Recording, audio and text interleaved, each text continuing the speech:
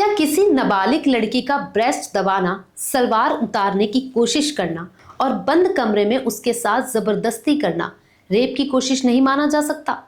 Patna high court के एक फैसले ने पूरे देश में यही बहस छेड़ दी है। अब इस मामले पर सुप्रीम कोर्ट ने सख्त रुख अपनाया है। नमस्कार, आप देख रहे हैं नवचेतना टाइम्स और मैं हूं आपके साथ पायल शर्मा। साल 2008 का ये मामला बिहार के बांका जिले का है। एक नाबालिग लड़की अपने पिता के साथ फोटो खिंचवाने के लिए एक स्टूडियो पहुंची थी। आरोप है कि स्टूडियो मालिक हिमांशु फोटो खींचने के बहाने लड़की को अंदर के कमरे में ले गया और उसके पिता को बाहर इंतजार करने के लिए कहा। पीड़िता के मुताबिक कमरे का दरवाजा अंदर से बंद कर दिया गया। आरोपी ने अपने कपड़े उतारे, उसकी सलवार उतारने की कोशिश की और उसका ब्रेस्ट दबाकर उसके साथ अश्लील हरकत की। किसी तरह बाहर निकलने के बाद पीड़िता ने अपने परिवार को पूरी घटना बताई और आरोपी के खिलाफ एफआईआर दर्ज कराई। इस मामले में 2013 में बांका की निचली अदालत ने आरोपी को रेप की कोशिश और बंधक बनाने को दोषी मानने हुए 3 साल की सजा सुनाई थी, लेकिन आरोपी ने इस फैसले को पटना हाई कोर्ट में चुनौती दी। चुनाव सुनवाई के दौरान हाई कोर्ट ने माना कि आरोपी ने लड़की के साथ जबरदस्ती की, दरवाजा बंद किया, सलवार उतारने की कोशिश की और उसका यौन उत्पीड़न किया।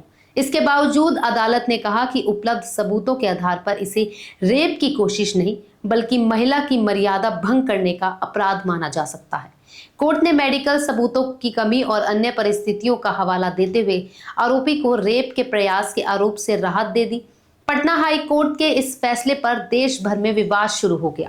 इसके बाद मामला सुप्रीम कोर्ट पहुंचा। 14 जुलाई 2026 को सुनवाई के दौरान भारत के मुख्य न्यायाधीश जस्टिस सूर्यकांत ने इस फैसले पर गंभीर आपत्ति जताई। उन्होंने कहा कि ऐसे मामलों में फैसला सुनाने से पहले न्यायाधीशों को कानून, तथ्य और पूर्व के न्यायिक फैसलों का गहन अध्ययन करना चाहिए। सुप्रीम कोर्ट ने संकेत दिया कि वह पटना हाई कोर्ट के फैसले की विस्तृत समीक्षा करेगा। सुप्रीम कोर्ट ने इस दौरान यौन अपराधों से जुड़े मामलों में न्यायिक संवेदनशीलता बढ़ाने के लिए नेशनल जुडिशियल एकेडमी की विशेषज्ञ समिति द्वारा तैयार दिशा निर्देशों को भी मंजूरी दी। साथ ही देश की सभी अदालतों को निर्देश दिया कि यौन अपराधों की सुनवाई करते समय इन गाइडलाइंस का सख्ती से पालन किया जाए ताकि पीड़िता के साथ न्याय हो और कानून की सही व्याख्या सुनिश्चित की जा सके। अब इस मामले पर अंतिम फैसला सुप्रीम कोर्ट की समीक्षा के बाद ही सामने आएगा, लेकिन इस विवाद ने एक बार फिर यह सवाल खड़ा कर दिया है कि यौन अपराधों के मामलों में रेप की कोशिश की कानूनी सीमा क्या है और अदालतों को ऐसे मामलों में किन मानकों पर फैसला देना चाहिए। इस मामले पर आपकी क्या राय है? क्या ऐसे मामलों में कानून की व्याख्या और अधिक स्पष्ट होनी चाहिए? अपनी राय हमें कमेंट्स में जरूर बताइएगा और देखते रहे नवचेतना टाइम्स। धन्यवाद।